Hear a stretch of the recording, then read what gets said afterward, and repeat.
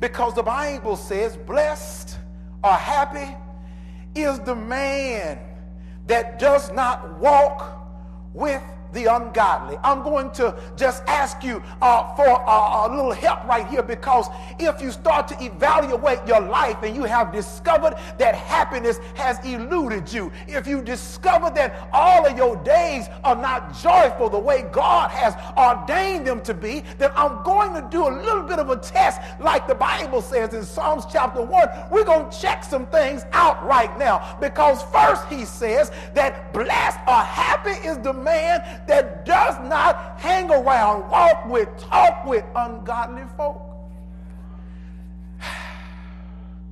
I'm going to slow down some right here, because I'm going to submit to you that somebody's unhappy because of who you're hanging with. Somebody is unhappy because of who you're connected to.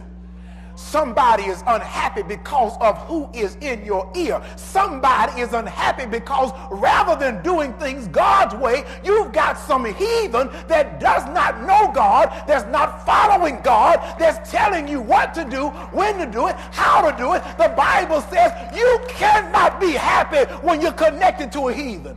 I'm going to take my jacket off right there, but I got to talk for a minute.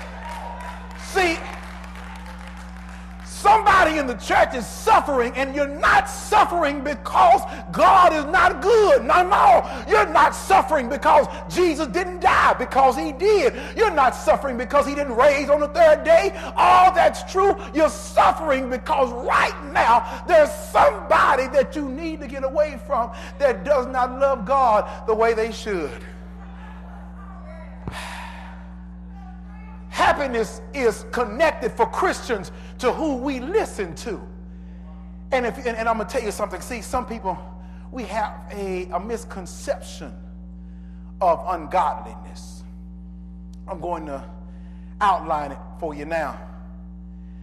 An ungodly person, Sister Govan, is described as Rasha in the Hebrew. And Rasha just means lawlessness. In other words, it's somebody that understands there is a law, but feels like the law don't apply to them.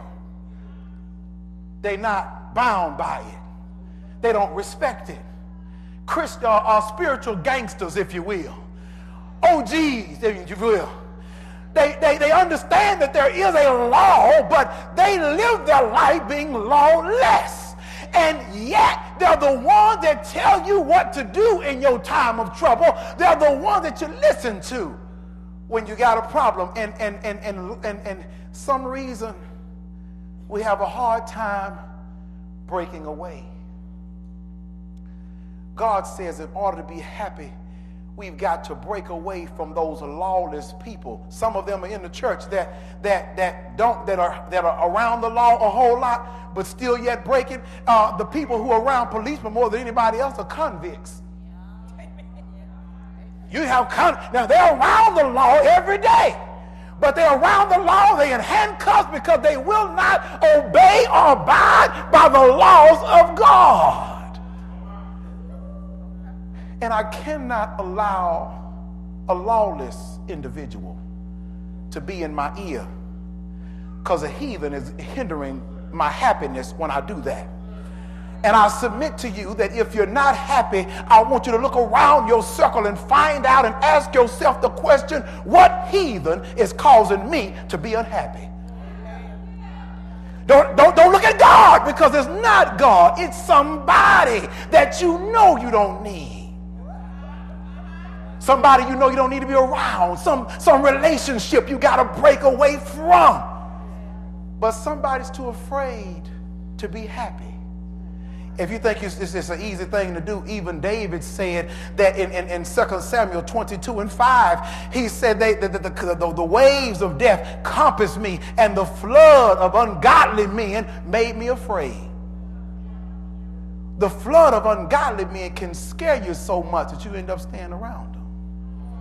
Let me introduce you to the flood of ungodliness that we are around every day. Just turn your television on and flip to any channel, and almost every single one you'll find a flood of ungodliness.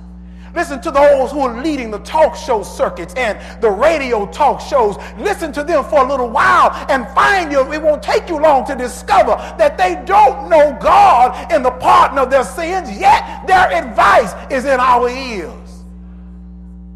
Turn on the radio and you'll find a flood of ungodliness that guides a lot of the things that we do. And if somebody's expecting to be happy around heathens, you're expecting the wrong thing. Happiness comes when I have the boldness to walk away. Look at your neighbor and say, walk away. Everybody doesn't have the boldness to walk away, but somebody today is wrestling with a decision and you're wondering whether or not to walk away. You're trying to, and you've thought about it. You've even done it from time to time, but yet you found yourself wrapped up, tied up, tangled up with somebody's heathen, and now you can't be happy.